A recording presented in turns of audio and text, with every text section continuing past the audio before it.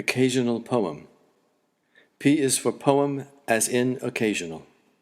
Specifically, this urban pastoral, commissioned not for the coronation of a queen, but for the coronation parade of all queens. I'm proud that the impulse, the practicality, the public spiritedness of this piece rained on me in the shower one morning 6 weeks ago when I was soaping up my privates and thinking of this podium. I'm proud of the poem's presumptions. I'm even proud of its imperfections. P is for pre-parade, the years before the very first march. For each country that marches, the years before their first. Me in San Francisco, 1993 on Market Street, 30 minutes before the Grand Marshal. The crowd made a music like an orchestra tuning up. People milled around, like galactic detritus, which gravity was about to pull into a world, a planet bound to abound with life. Me, deep in that silence I fall into when I'm on the precipice of a sublime decree. The tuning burst into overture. The curtain rose on bike after bike, motor upon motor, Harleys guided by bachelor women, Harleys bearing couples whom the long road had wed, some with breasts bared, some bearing victorious flesh where a breast once breathed. These riders, these leather Valkyries, their staggering number, combined with the sudden knowing that I loved them, made me cry, the way that I cry at weddings, the way I will cry, cradling the winner's bouquet, as Bert Parks declares me Mr. Poetry USA. I'm proud 5 nights a week snuggling on the sofa watching Rachel Maddow. Proud that Mike and I both wear the pants in this house, just as proud if one or both of us wore the panties. I was proud the first time Mike corrected the desk clerk at the Hyatt Regency. No, just one bed, that's all we need.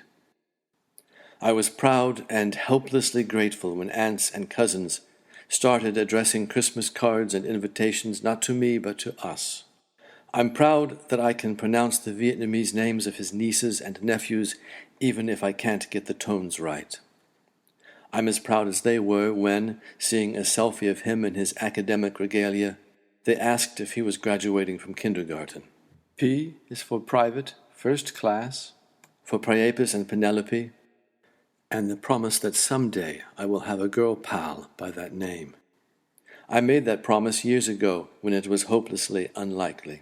Now I know, no power on earth, no prig in the skies, no president on a purple throne, no proctor at life's exam, no possum perched on a poplar branch, trying to make us say yes sir and no ma'am, will keep us apart.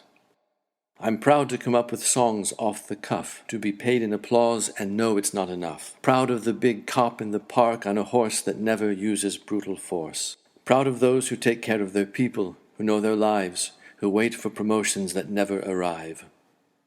Proud of soldiers, whispering and giggling like 5th grade kids rifling through dirty playing cards. The clacking of hooves bouncing a carriage over cobblestone makes them snap their fingers loud as firecrackers, makes them laugh like fools who've lost their laugh blockers. I'm proud of the Savior across the tracks, giving away kindness she never gets back, oblivious to her own ocean-deep mercy. I'm proud that Mike and I produced 20 years of partnership just like that. Each year a new child in our clan of time. 20, reminiscent of Bach's progeny. P is for prolific. Year 1. We dug a tunnel for the Bart and flooded it with whispers. 2. We piled our past into pillowcases and slung them over our shoulders come Christmas Eve. 3. We looked back on our first quarrels like an old couple rewriting an ancient honeymoon. 4. Our love-making reached a pitch it won't reach again. 5. Like aging sopranos, we began replacing high notes with coloratura. 6. We planted passwords in Westwood's petite cinemas. Later, it was his job to remind us, this is where you lost your wallet. Bored by M. Night Shyamalan, it was trying to escape. That's where the old woman played footsie with you, through the trailers. In a world that frowned on a fetish only she could accomplish, growled like a trailer voiceover. 7. At the Fox Theatre, with its pretentious backlot spire, we crashed a premiere pretending to be press. 8. He went to France without me. 2 months of flies in the dormitory, feeding on a solitude greater than any passion Paris had ever ignored.